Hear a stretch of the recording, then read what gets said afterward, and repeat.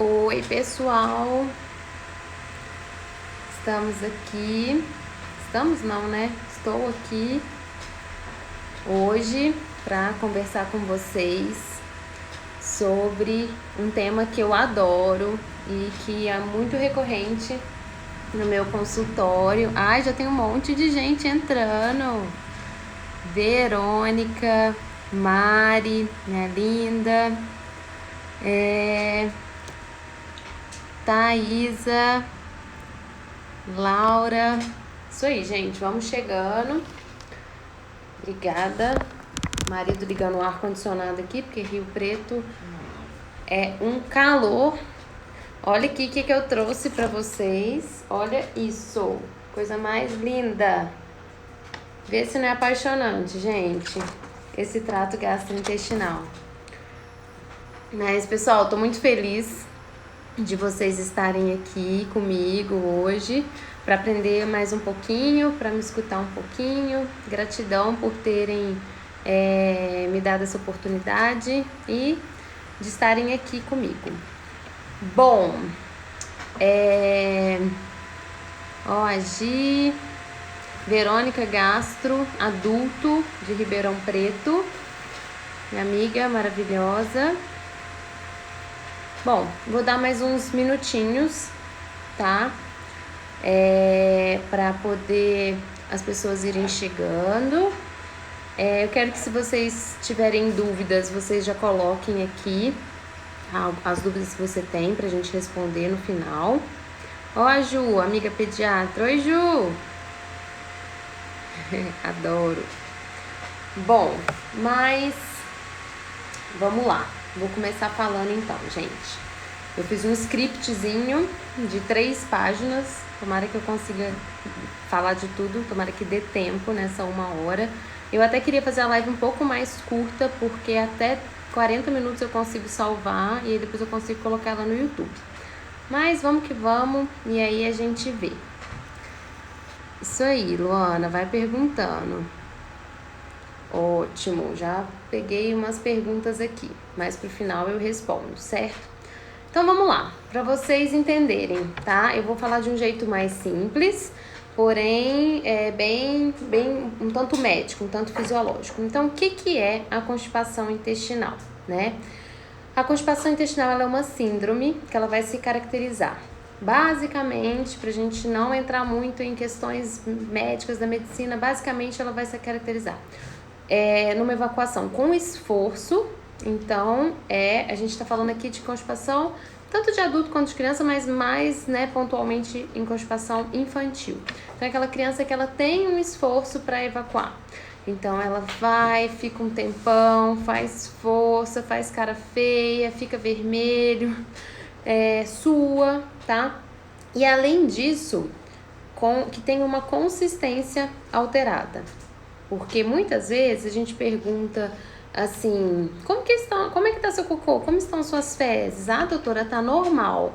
Mas o que é normal, né? Tem criança que evacua todos os dias, que não fica 2, 3 dias sem evacuar, mas que evacua em síbalos, bolinhas, sabe? Tipo cabritinho, desse jeito. Então, a gente tem que ter essas duas alterações, tanto do esforço quanto da consistência, tá? E aí, a gente pode dividir também, e aí tem a escala de Bristol, que é uma escala que eu uso, eu devia ter trazido, gente, mas eu fui pro consultório hoje e esqueci de pegar. A escala de Bristol é uma escala que vai de 1 até 7, em que você pode mostrar pro paciente e pra mãe dele, né? E aí, ele vai te mostrar, tá 1, que é bolinha, tá 2, eu brinco assim, ó, 1 é bolinha de cabritinho, 2 é uma trança embutida, sabe? Aquela várias craterinhas, vamos dizer assim. O 3 é umas fezes um pouco mais formadas, mas que tem bastante rachadura. Esse eu brinco que é igual cocô de cachorro quando a gente vê na rua. O 4 seria o ideal, tá? Que é as fezes... Eu não gosto de fazer muita comparação com comida, mas é umas fezes parecidas com uma salsicha ou uma banana. O 5 é umas fezes um pouco mais amolecidas, mas porém que a gente ainda considera normal. 6, mais diarreicas. E 7, aquelas fezes bem diarreicas, que às vezes até boia no vaso, fica cheio de pedacinho. Tô vendo aqui a participação da Luana, certo. E aí a gente caracteriza, então, entre uma constipação aguda, ou seja, doutora, meu filho tem um intestino normal, vai todo dia sem esforço, tranquilo, mas nesses últimos 6 dias ele tá super constipado. Então, é uma coisa aguda, tem menos de um mês. Ou a gente pode considerar em crônica. Quando a gente fala de uma constipação crônica, que nós gastros a gente chama de SIC, constipação intestinal crônica, aí a gente vai ter que dividir se as crianças têm menos de 4 anos ou mais de 4 anos. Quando elas têm menos de 4 anos e elas já têm um mês de constipação, a gente já considera crônica. Quando elas têm mais de 4 anos, a gente considera depois de 2 meses de constipação, pra gente falar que é crônica. Tá, mas assim, doutora, será que eu preciso me preocupar? É alguma coisa grave? Será que tem alguma outra doença por trás disso? Ok, então a gente tem mais uma divisão. A gente pode dividir em orgânica ou funcional. Orgânica é quando realmente existe alguma coisa nesse intestino. É um intestino rodado, deixa eu mostrar aqui pra vocês. É um intestino que essa parte aqui, ela é mais assim, ela é mais assado. É uma constipação que começou desde o primeiro dia de vida dessa criança. Essa criança nasceu e ela já não fez aquele primeiro cocôzinho piche, que é o mecônio. Opa, tem alguma coisa aí. É uma criança que tem alguma outra doença, alguma outra síndrome, fibrose cística, a síndrome de Down, entendeu? Então, opa, tem mais coisas aí. É uma constipação que não melhora com laxante nenhum, mesmo sendo feito da maneira correta, na dose correta, do jeito correto, não tá melhorando. Enfim, então essa seria a constipação do tipo orgânica. Tem alguma coisa ali estrutural que a gente precisa olhar. E tem a constipação do tipo funcional, que aí é 80 a 90% dos tipos de constipação, que é as que mais a gente tem no consultório, no ambulatório. Então, as constipações funcionais, elas são por um funcionamento errôneo do intestino, ou por uma baixa ingesta de fibra. Bom, eu vou falar das causas mais pra frente, espera lá. E aí, eu queria falar pra vocês da pseudoconstipação. O que é essa pseudoconstipação? Pseudoconstipação é aquela constipação do bebezinho de 1 mês, 2 meses de idade, que está em aleitamento materno exclusivo. Vocês já devem ter ouvido isso antes, né? É normal o bebê ficar um tempão sem fazer cocô. Ou algumas mães nunca ouviram falar e desesperam quando vê que o bebê tá há 5 dias, vamos supor, sem fazer o cocô, tá? Então, essa constipação, essa pseudoconstipação do lactente, eu brinco que assim, o aleitamento materno, ele é tão bom, que quando ele chega no intestino, mas isso é só uma brincadeira para as mães entenderem, tá? Não é realmente assim que funciona. Mas ele é tão bom que quando ele chega no intestino, ele é totalmente absorvido. Absorve gordura, absorve proteína, absorve carboidrato e o que sobra para virar cocô é muito pouco, tá, mamães? Mas eu falo assim, gente, existe uma diferença entre o que é comum e o que é normal. É comum essa pseudoconstipação nos lactentes, né, nos bebezinhos que estão em aleitamento materno exclusivo? É super comum. Os dados que a gente tem hoje é que 5% das crianças, que é bastante coisa, 5% das crianças têm essa pseudoconstipação, tá? Mas é normal? Não, teoricamente não é normal. E aí a gente pode deixar para uma próxima live o tema da higiene natural, que eu gosto muito e eu acho que ajuda bastante nesses casos de pseudoconstipação do lactente. Qual que é a prevalência hoje no mundo de constipação nas crianças? Então, o Brasil, ele se encontra, segundo um estudo de 2006, tá? Tá meio antigo, mas foi o último que eu achei. Segundo esse estudo, o Brasil está em 3º lugar em país com maior constipação, com maior número de crianças com constipação. A gente perde para Hong Kong, a gente perde para Itália. Hong Kong tá no primeiro lugar com 20 a 25% das crianças são constipadas. A Itália, 15 a 25%. Gente, é muita coisa. 1/4 das crianças serem constipadas. Aí eu fiquei pensando, será que é o glúten? Será que é o leite, o queijo? Enfim. E o Brasil em terceiro lugar. E aí, o que a gente tem hoje de números em relação ao consultório de pediatria? 5% das queixas nos consultórios pediátricos é de constipação. E no consultório de gastropediatria, 25% dos atendimentos são de constipação intestinal. Não sei, mas para mim é bem frequente, tá? Bem frequente. E infelizmente, muitas vezes, na nossa residência de pediatria geral, a gente não aprende realmente a manejar esses pacientes, porque a gente tem que aprender muita coisa, né? Mas, enfim. Então, eu vou explicar para vocês um pouquinho, para vocês entenderem como que funciona o nosso ato evacuatório, como que a gente faz cocô. Deixa eu só ver aqui. A Larissa...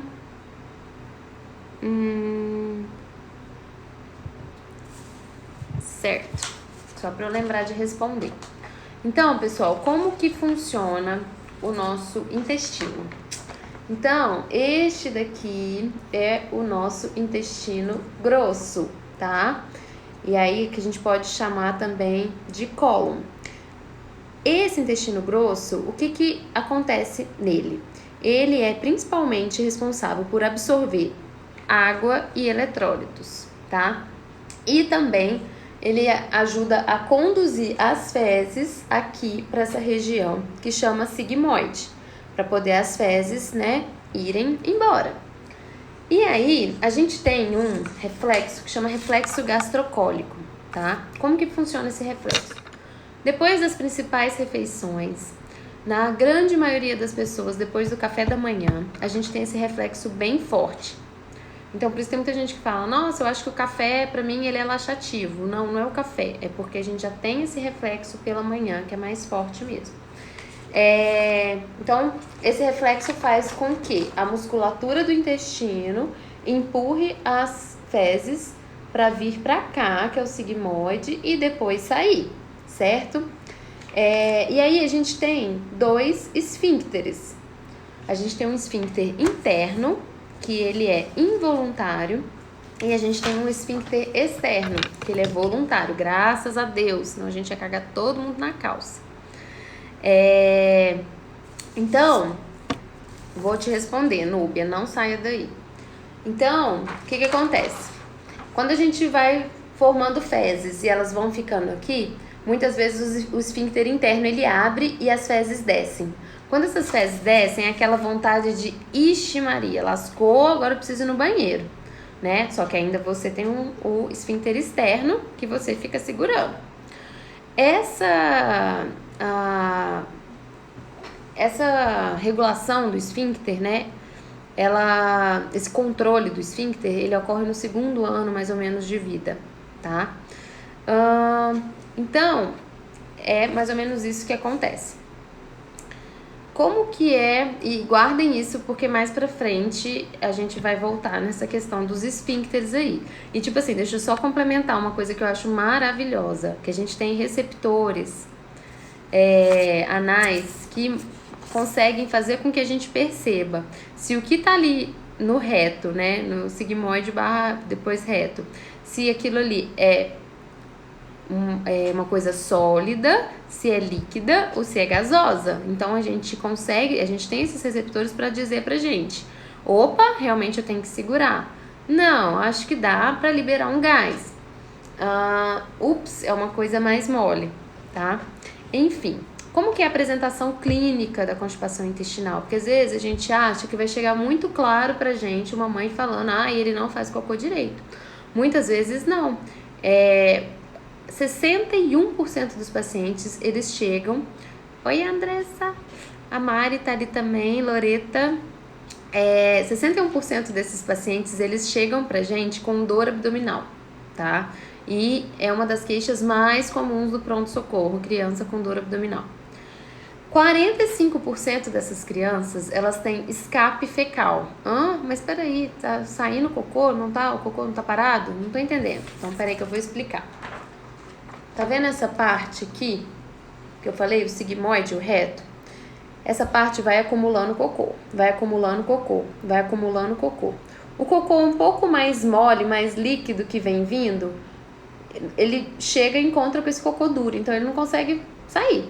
Então, muitas vezes, a parte mais líquida, ela vem e escorre pelas laterais. E como esse esfíncter já está aberto, a criança realmente perde fezes e, às vezes, não sente.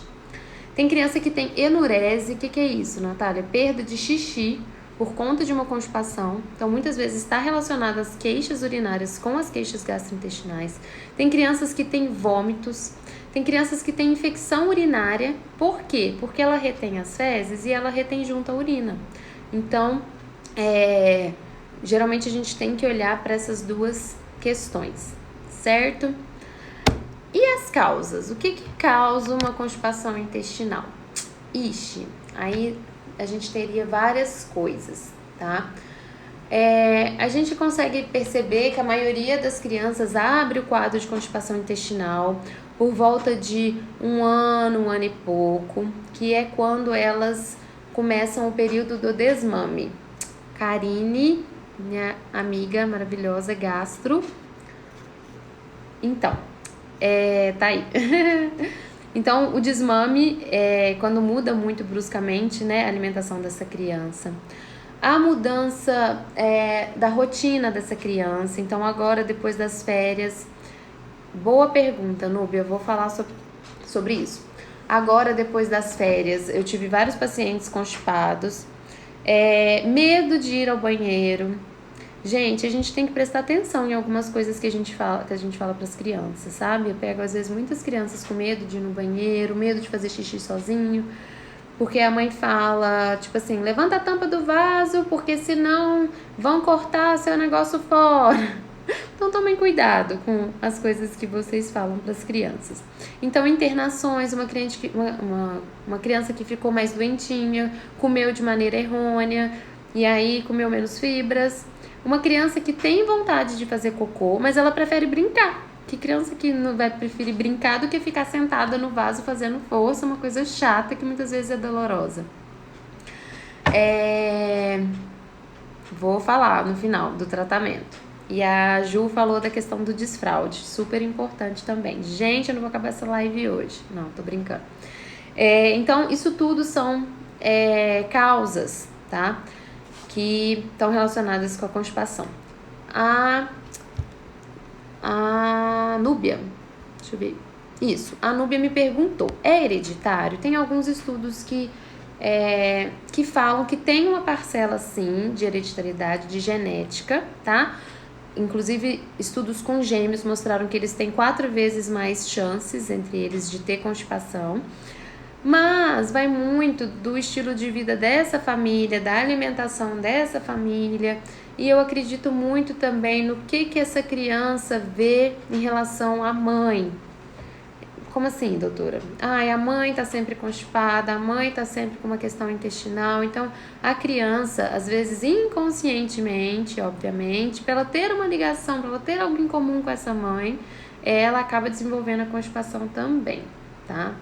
Mas aí é um outro assunto para uma outra live. E aí, o que acontece, gente? Em relação à desfraude, o desfraude é sim uma época também que aumenta a chance de constipação, porque essa criança está começando a aprender a ter o controle do esfíncter.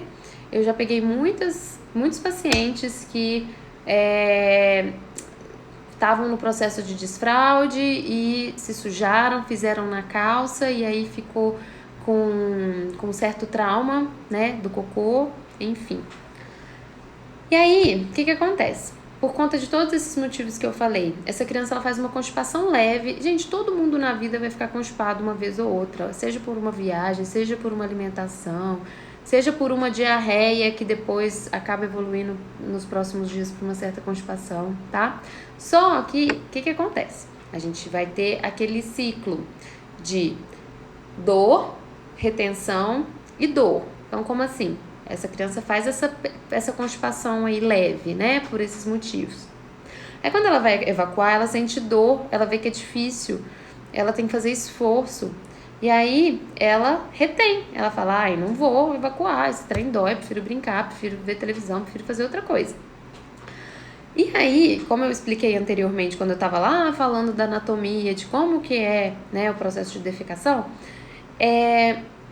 quanto mais tempo essas fezes ficam no cólon, mais água vai ser reabsorvida dela e mais dura ela vai ficar. E, voltando à anatomia, quanto mais tempo sem evacuar, mais fezes vai juntando aqui. E mais largo vai ficando essa região. Então, na hora de evacuar, vai ser muito pior. E aí, essa que é a questão, né? Que muitas vezes fica nesse ciclo. E pode ser acompanhado, às vezes, de fissura, que dói pra caramba, que demora muito para cicatrizar. Entende? Então, temos todas essas questões. Vamos falar agora do tratamento, né? Como que é o tratamento da constipação? Gente, eu sempre falo isso e vou continuar falando. Tratar constipação em crianças é uma arte. Não é simplesmente, toma teu remédio e boa. Não. Tratar constipação em crianças envolve você ter uma ligação com essa criança, você ter uma empatia, você explicar para ela um pouco disso que eu expliquei para vocês, claro, dependendo da idade dela, mas você fazer ela entender o que está acontecendo no corpinho dela. O raio-x, muitas vezes, além de ajudar a gente a entender qual tipo de constipação que é, se é uma constipação mais distal, se é uma constipação total, enfim, ele é muito útil para mostrar para a criança, né? Imagina eu chegar aqui, isso daqui é o raio-x da criança. Olha aqui, Zezinho, aqui você come, vem pro seu estômago, passa aqui nesse intestino, depois vem para esse outro. No raio-x, a criança entende o que está acontecendo com ela, ela quer participar do processo de melhora, de cura dela, né? Então, tudo isso faz parte do tratamento. E aí a gente vai ter um tripé, assim, do tratamento da constipação. O acúmulo de fezes pode gerar megacólon em crianças. Dicas de tratar esse comportamento de retenção. Nossa, bom ter falado isso, Larissa, do comportamento de retenção. O que a gente observa muito? Depois eu volto pro tratamento, eu prometo. O que a gente observa muito nessas crianças que retêm fezes, que entram nesse ciclo dor, retenção, dor? Tem algumas que fazem uma dancinha do constipado. Então, o que é isso? Elas começam a cruzar as pernas, jogar o quadril para o lado, jogar o quadril para o outro. Às vezes coloca o bumbum para dentro, tá? Isso é super comum. Outras crianças se escondem, vão para trás da cortina. Josefa, maravilhosa! Vão para trás da cortina, esconde debaixo da mesa, tá? Outras crianças ficam com mania de botar a mão no bumbum várias vezes por dia, enfim. Mas voltando pro tripé do tratamento, essa parte é importante. Pega uma caneta e anota. Então, antes de falar do tripé do tratamento, gente, constipação é coisa séria. Igual a Luana que me perguntou se o acúmulo de fezes pode gerar um megacólon. Pode. Isso, quanto mais a gente demora para tratar uma constipação, pior é depois. Porque essa parte aqui vai ficando cada vez mais larga e ela vai acumulando cada vez mais fezes para essa criança conseguir ter o reflexo de opa, quero evacuar, entendeu? Então, isso todos os estudos trazem. A gente tem que tratar o mais rápido, né, o mais precoce possível para não aumentar, para não piorar o quadro e não ficar...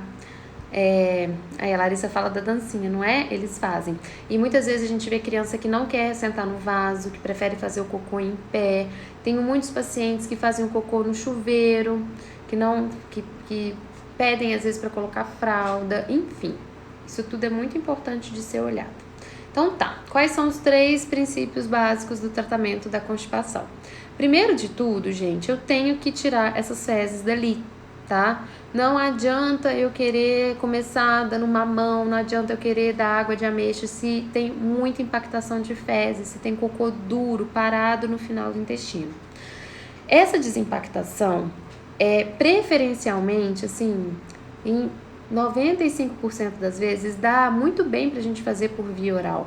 As crianças não precisam ficar passando por lavagem intestinais, aqueles mini-lax retais, né, que põe no ânus, supositório. Isso é muito traumático para as crianças. É uma invasão, né? Então, assim, eu, Natália, abro mão de fazer uma lavagem intestinal quando não tem para onde eu correr. Quando eu faço um raio-x, isso eu tô falando às vezes no pronto-socorro, então quando eu palpo na barriga de uma criança uma massa fecal muito importante, que não tem como eu querer dar laxante, porque eu sei que vai ser sofrido, tá? Mas isso é muito pouco recorrente, eu não preciso fazer isso sempre, certo? Então, essa desimpactação, que é o primeiro pilar do tratamento, geralmente ela é feita com laxantes. Ai, doutora, mas laxante, coitada da criança, é muito ruim, não é bom, faz mal pro intestino, e nananã. Gente, é necessário, tá? Infelizmente, chegou a esse ponto, a gente precisa abrir mão dos laxantes. Eu sou super integrativa, super a favor das coisas mais naturais possíveis, de uma alimentação saudável. Todo mundo que me segue, que me conhece, sabe disso.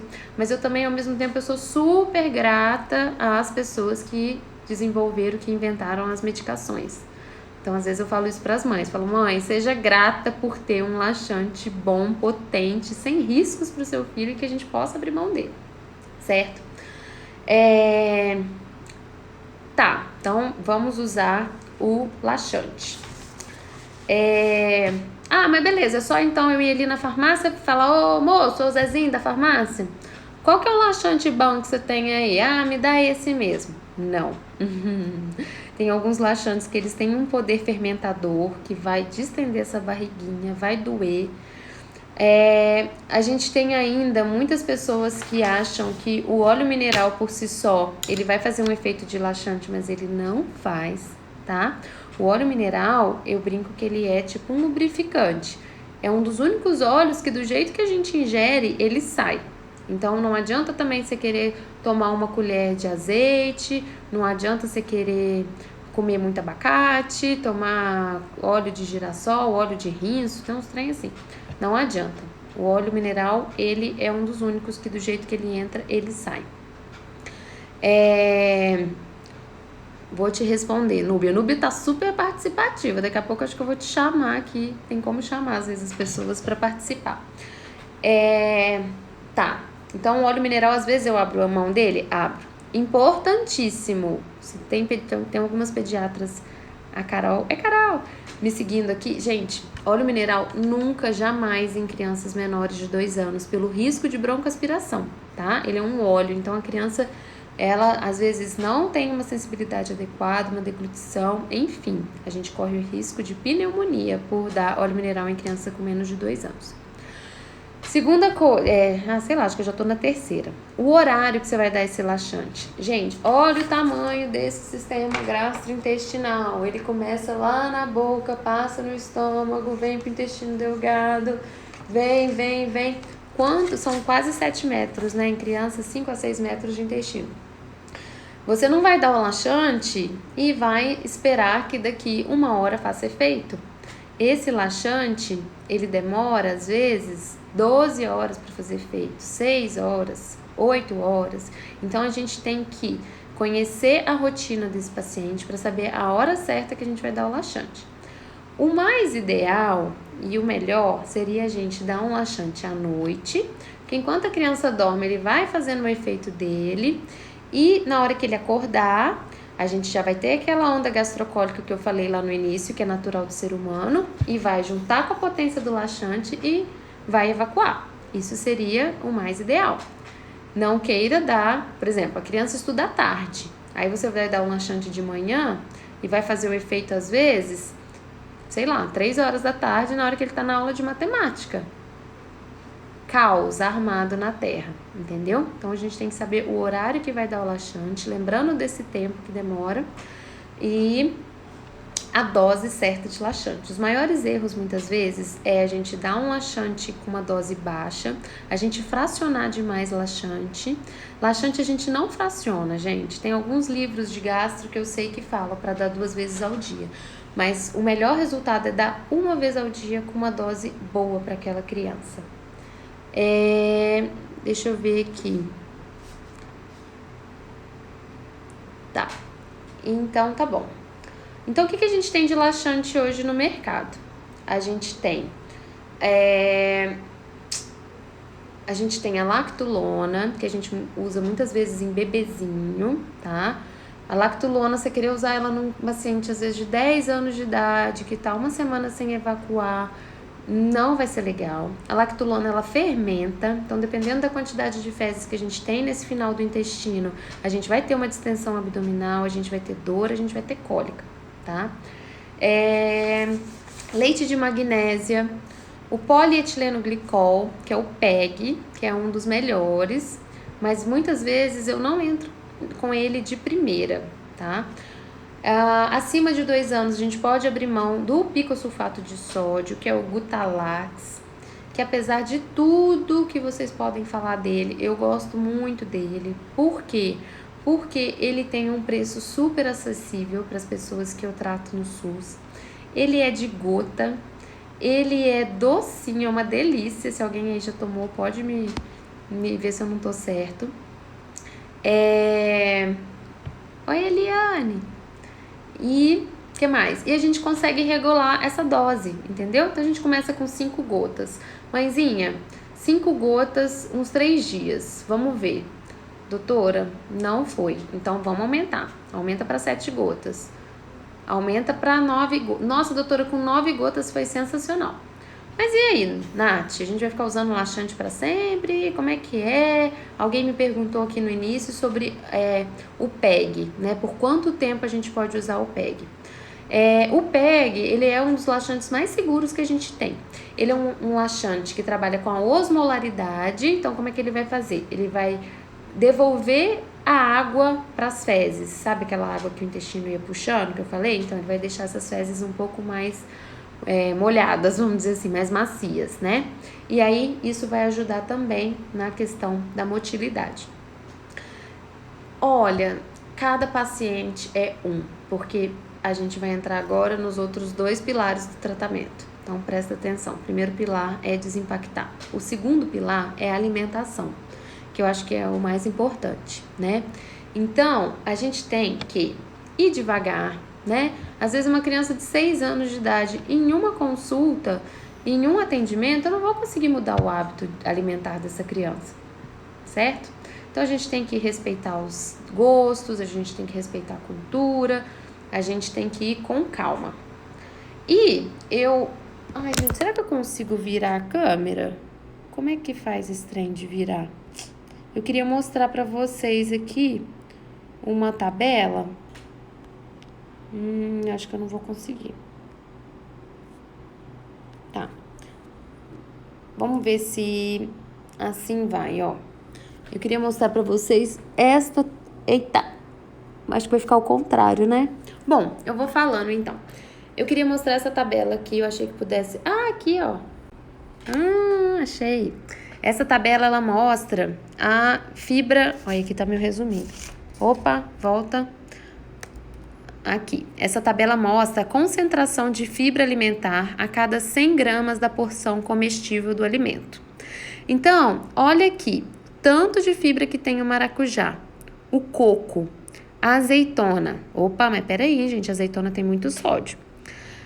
Marmelo, eu nunca vi uma pessoa que coma marmelo todos os dias, mas ok, tá aqui nessa lista, vamos respeitar. Brincadeira, gente. Mas olha aqui uma coisa que eu queria mostrar pra vocês. Olha a quantidade de fibra que tem na maçã, 2,3 gramas de fibra. E olha a quantidade de fibra que tem na banana, 2,8, dependendo da banana, 3,7. Gente, por que o povo demoniza tanta maçã? Eu já peguei paciente que a mãe falou assim pra mim: ai, doutor, ele queria tanto poder comer maçã, o irmão dele ama maçã, come na frente dele. E ele não pode comer maçã porque maçã prende o intestino. Gente, maçã não prende o intestino, tá? Nenhuma fruta tem esse poder de prender o intestino. A gente tem frutas que têm mais fibras e tem frutas que têm menos fibras. Oi, Alana. Tô adorando a participação de vocês. E aí, gente, eu quero falar de duas coisas. Uma é dos sucos e outra é das frutas secas, tá? As frutas secas, olha aqui, vamos de novo a tela. Olha aqui como que as frutas secas, elas têm muito mais fibras do que as frutas in natura. E olha aqui a quantidade de fibra que tem nos sucos. Nada, gente. Praticamente nada, tá? Então, esquece suco, você só vai fazer fermentar, distender esse abdômen. Claro, gente, eu tô falando assim, pode tomar suco, é saudável, é saudável. Tô falando que pra constipação em si, não é muito legal. Que mais? Vamos ver aqui. Tá. Temos, né, os tipos de fibra também. Deixa eu achar aqui o slide para mostrar para vocês. Vamos de novo aqui. Olha aqui a quantidade de fibra que tem no farelo de aveia em 100% em 100 gramas da porção e do farelo de trigo. É muita, muita fibra. Pode sim abrir mão desses alimentos, dessas farinhas, tá? Às vezes fazer uma receita, enfim, para poder melhorar essa questão das fibras. Ai, doutora, e algumas dicas assim no supermercado? O que a gente pode dar de dica? Tem até um folderzinho bem bacana sobre o supermercado. Então, exemplo, essa criança ama chocolate. Vou colocar aqui de novo. Não abre mão de chocolate. Então, será que a gente não pode implementar na dieta dela um chocolate que tenha coco? Eu mostrei pra vocês a quantidade de fibra que tem no coco, do que um chocolate normal. Ou então um chocolate que tenha castanhas, que também vai ajudar nesse trato gastrointestinal. Ai, doutor, ele não abre mão de biscoito. Gente, só um parênteses, eu não tô falando aqui pra dar chocolate e biscoito pra criança não, tá? Mas eu tô falando pra respeitar a alimentação das famílias e ir fazendo uma mudança gradual, nada brusco. Lô, depois eu te mando a tabela se você quiser. Então, eu amo biscoito. Então, será que não dá pra comprar um biscoito integral? Ele come pão de forma. Será que não dá pra comprar um pão de forma integral? Lembrando sempre de ficar de olho nos rótulos, principalmente dos pães, dos biscoitos, para ver se o primeiro alimento, o primeiro ingrediente realmente é uma farinha de trigo integral. Certo? Deixa eu ver o que mais. Ok. Dentro disso, dos alimentos, né? A gente tá falando aqui sobre a terapêutica. E os probióticos, Nath? O que você acha sobre os probióticos? Gente, então tá bom. Você poderia deixar um post? Posso. Vou fazer um post sobre essa. Gente, até eu não mostrei aqui o quiabo. O quiabo tem muita fibra. Eu vou voltar aqui, então, para vocês darem um print. Hortaliças. Então, quiabo tem bastante, mandioca. Aí, por exemplo, o rabanete tem 2,1 gramas de fibra. E a mandioca tem 4,6 gramas. Pra que eu vou fazer a criança... Ai, gente, eu vou espirrar. Desculpa. Pra que eu vou fazer a criança comer rabanete se na mandioca tem tanta fibra quanto? E aqui é a de frutas. Printa aí, galera. Mas eu vou fazer um post, Cláudia, pode deixar. E esse aqui também. Então, voltando, vamos falar agora dos probióticos. Gente, probiótico, apesar de ser uma coisa que tá aí há muito tempo, que tá sendo estudada há mais de 20 anos, é uma coisa teoricamente nova, tá? A nossa microbiota é como se fosse uma digital. Cada um tem a sua microbiota. Então, não adianta eu querer que a minha microbiota seja igual à sua microbiota. A gente pode sim ajudar, tá? O probiótico, muitas vezes, ele não é interessante entrar num primeiro momento. É interessante a gente fazer o quê? A gente desimpactar, fazer o bom uso dos laxantes, como eu falei. Depois que desimpactou, aí que a gente entra com probiótico, mas não adianta nada eu dar um probiótico, que é um pool de bactérias boas, se a gente não dá comida para eles, que no caso é a nossa alimentação, é a nossa dieta, certo? Tá, então eu já falei dos 3 pilares do tratamento, eu já falei da desimpactação, da medicação, da alimentação, e o terceiro pilar é o uso do toalete. O uso do toalete não, desculpa, o treinamento do toalete. Então, a gente tem que treinar a criança a ter uma rotina, né, de ir ao banheiro. Como eu já falei, após as principais refeições, principalmente o café da manhã, o almoço e o jantar, a gente já tem aquela onda gastrocólica que já ajuda. Então, o que seria o ideal nesse caso do treinamento do toalete? A gente pegar a criança depois dessas 3 principais refeições e falar: filho, vamos lá um pouquinho agora, vamos fazer massagem na barriga. E põe essa criança no vaso, e aí tem 3 coisas muito importantes. Primeira coisa, a gente tem que dar um apoio para essa criança. Vocês já imaginaram vocês terem que fazer cocô num vaso que você não consegue apoiar o pé e fica com o pé, sabe, balançando? Não dá. A gente não consegue ter contratura muscular, a gente não consegue ter força muscular no abdômen para fazer força para conseguir evacuar. Então, vocês têm que arrumar algum banquinho, um tijolo, uma caixa, enfim. Um adaptador, né, que hoje já temos coisas aí modernas para ajudar essa criança a evacuar. Segunda coisa, o ideal é sempre a gente manter o ângulo da perna um pouquinho mais elevado, tá? Então, a perna um pouquinho mais fletida, porque aí a gente tem um músculo aqui que ele dá uma prendidinha, aqui ó, ele prende aqui. E na hora que a gente fica nessa posição, esse músculo relaxa, ele libera para que as fezes vá pro vaso. E é isso. E aí, gente, o que eu queria falar com vocês? Tem muitas mães que demoram muito para procurar ajuda, né?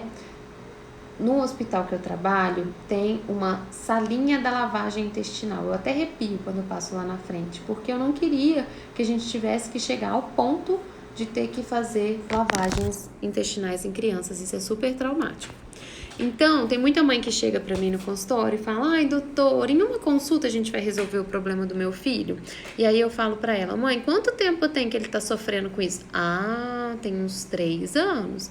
Aí eu falo pra ela: então, ele tá sofrendo isso tem 3 anos. Você acha que em 1 hora de consulta a gente vai conseguir resolver? Não, é um processo, é um tratamento, são várias etapas, né?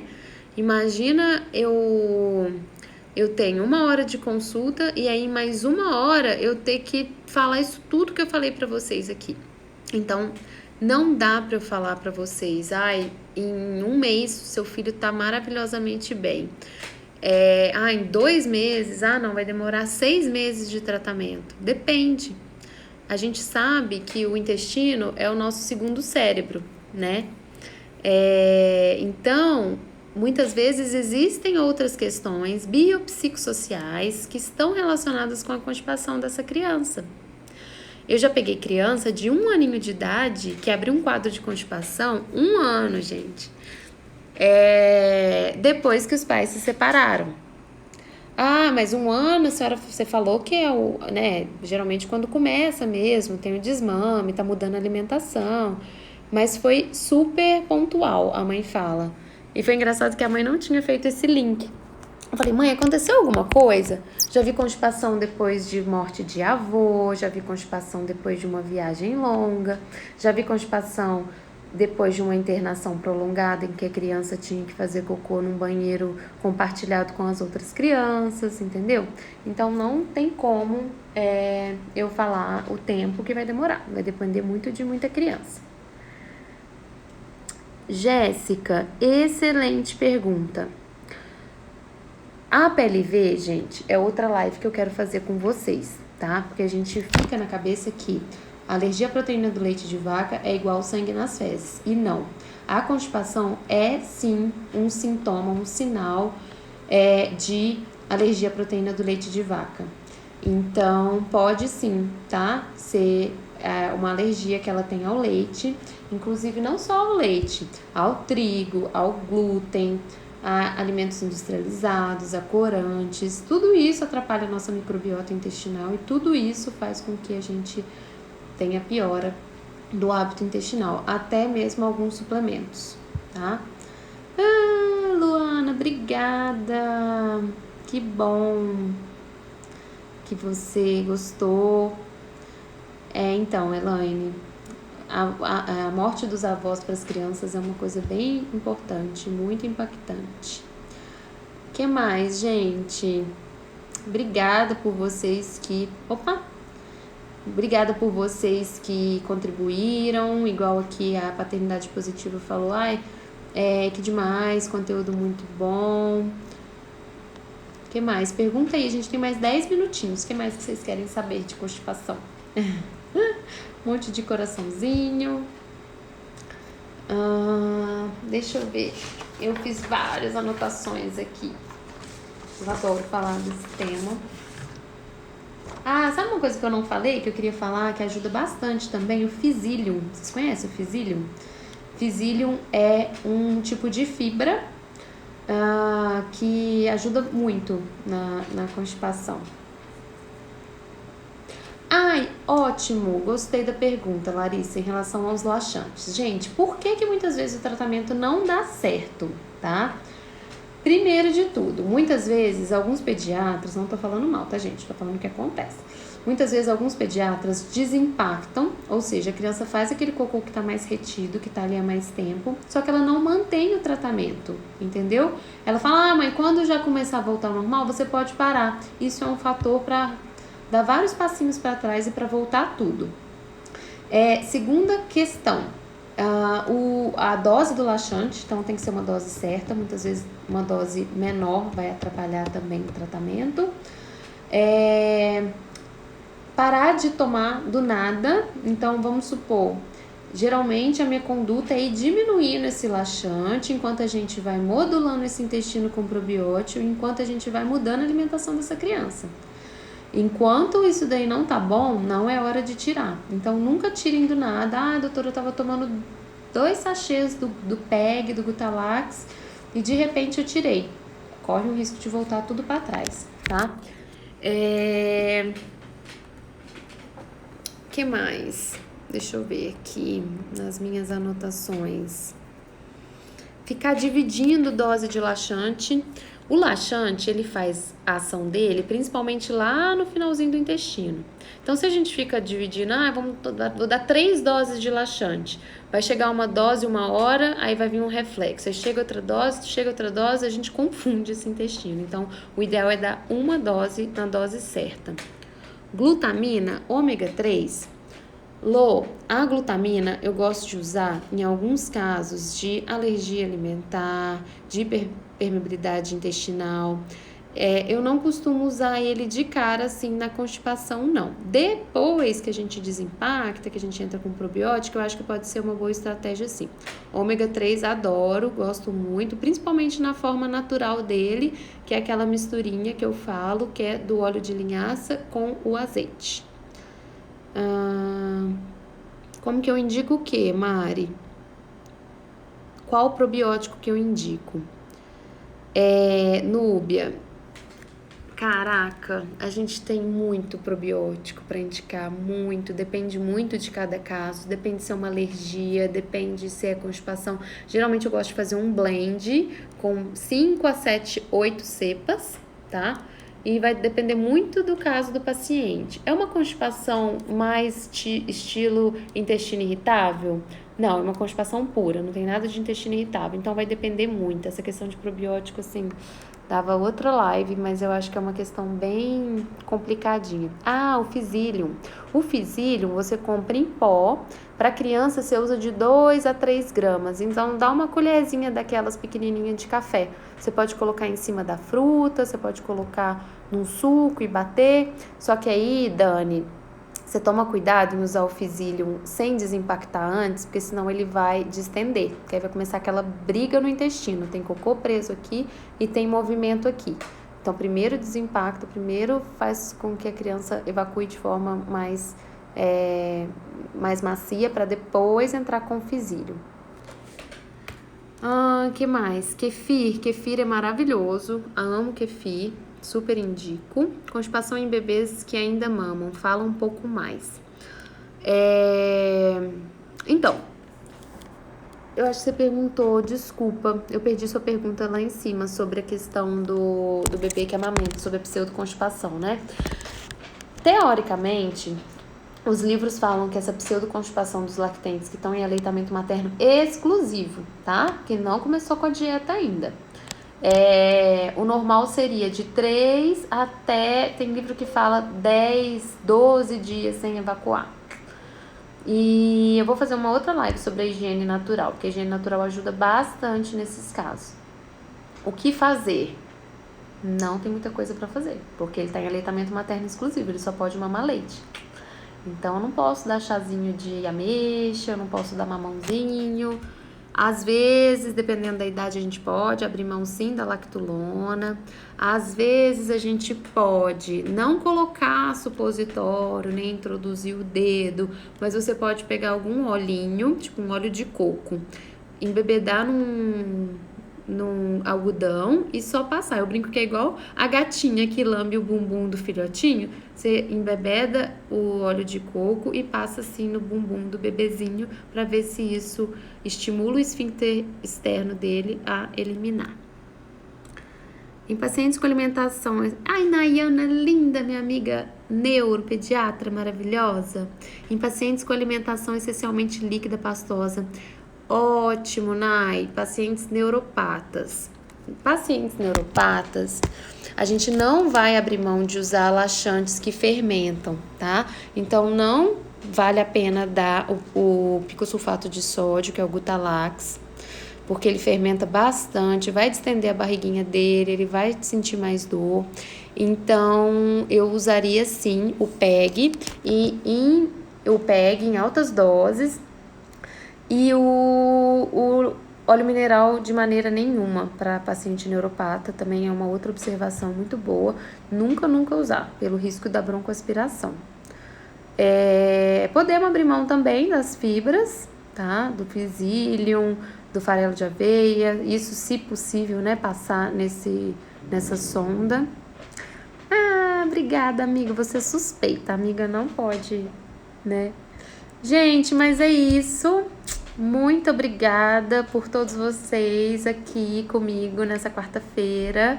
Espero que vocês tenham gostado, espero que tenha acrescentado. Vamos fazer mais lives. Esse ano eu quero fazer bastante lives. Quero que vocês me mandem direct sobre o tema. Eu quero muito fazer uma live sobre a PLV, sobre alergia, que é um tema muito recorrente, que tem bastante dúvida, as pessoas confundem muito. E... enfim, sobre o leite, Núbia, eu não sou muito fã de leite, né? O leite, ele tem um antibiótico da vaca, ele tem pus, ele tem 1 milhão de conservantes, então, claro, eu tô falando em crianças acima de 2 anos, porque crianças menores de 2 anos a gente não é indicado a gente usar leite vegetal. Mas você podendo fazer um leitinho caseiro, comprar um leite vegetal de boa qualidade, eu sou mais a favor.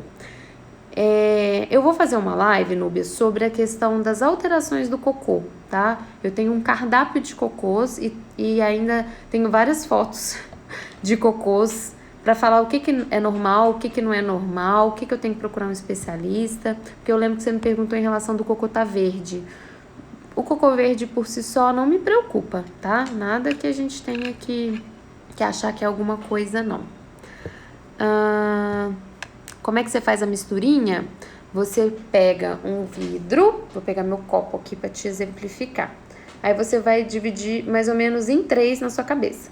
Aí você coloca 2/3 de azeite e 1/3 de óleo de linhaça. Essa mistura, ela te proporciona a quantidade ideal de ômega 3 e 6 que você precisa. Porque a gente tem até algumas cápsulazinhas que as crianças... Espera que eu vou tomar água. Que as crianças tomam, mas se você conseguir colocar na papinha dele essa misturinha, é bem melhor e é super garantido, super tranquilo. Leite integral é ruim? Eu acabei de falar, eu não sou muito fã de leite, não. Prefiro dar comida, dar um leite vegetal, certo?